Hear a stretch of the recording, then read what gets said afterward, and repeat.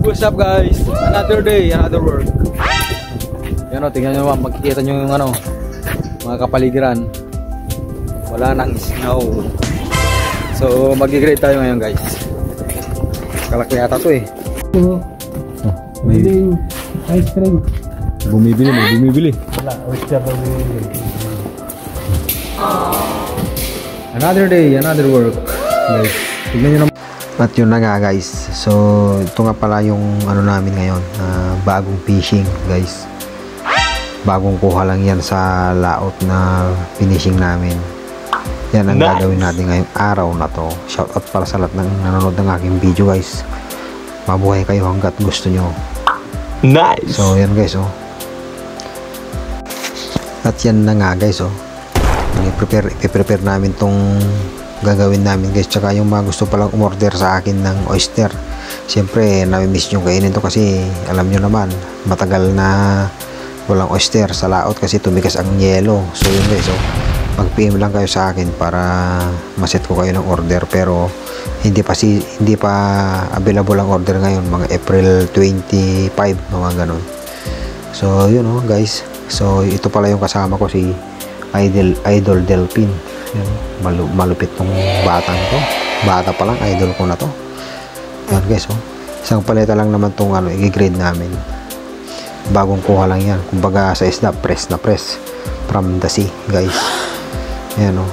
Tsaka panalo tong oyster na to. Talagang pag sa 5 star kayo umorder, quality at ano, quality talaga. Talagang matataba ang mga oyster guys.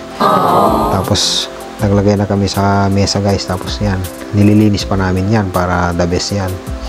The best talaga na mag-grade, talagang matatanggal yung patay. Number 1 na tatanggalin dito guys, patay tsaka mga barnacles. Yun ang proseso ng paglilinis ng oyster bago isalang sa packing. Pero ito ibababad muna sa ano, sa laot ulit, pero ilalagay na sa mga kulungan nito kasi hindi pa naman available ang packing ngayon, kaya kailangan naming ilagay muna sa mga kulungan nila. Yan guys oh, tingnan nyo naman, di pa nalilinis yan, di pa natatanggal ang mga patay, pero quality na. Wow! Oh, diba? Ganyan lang ang ano guys. Ito pala yung mga oyster na wild, masarap din to, pero mas masarap yung culture. Next time, sa next na video ko guys, ipapakita ko sa inyo naman yung mga culture na oyster. Yan talaga yung inalagaan, nakibabaw lang. Tapos makikita nyo sa labas talagang wala na, kakaunti ng yelo. No, diba guys? Kaya ganyan na oh.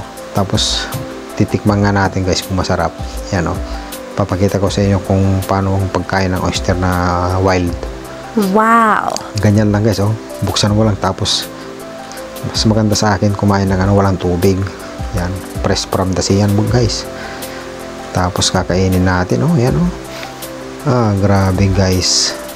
Itong subo ay para sa inyo guys. Wow. Itong subo ay para sa inyo. Sarap. Ang tamis ng oyster guys, parang buko. Alam mo yung tubig ng buko, ganun katamis ang oyster guys. Kaya ano pag hinihintay nyo, yung mga gustong order lang, mag PM lang sa akin, tapos ako nang bahalang magbigay sa inyo ng mga quality oyster. By order yan guys ha. So yun oh, pa shoutout tsaka pa-like and subscribe my channel, Pita Vlog. Thank you.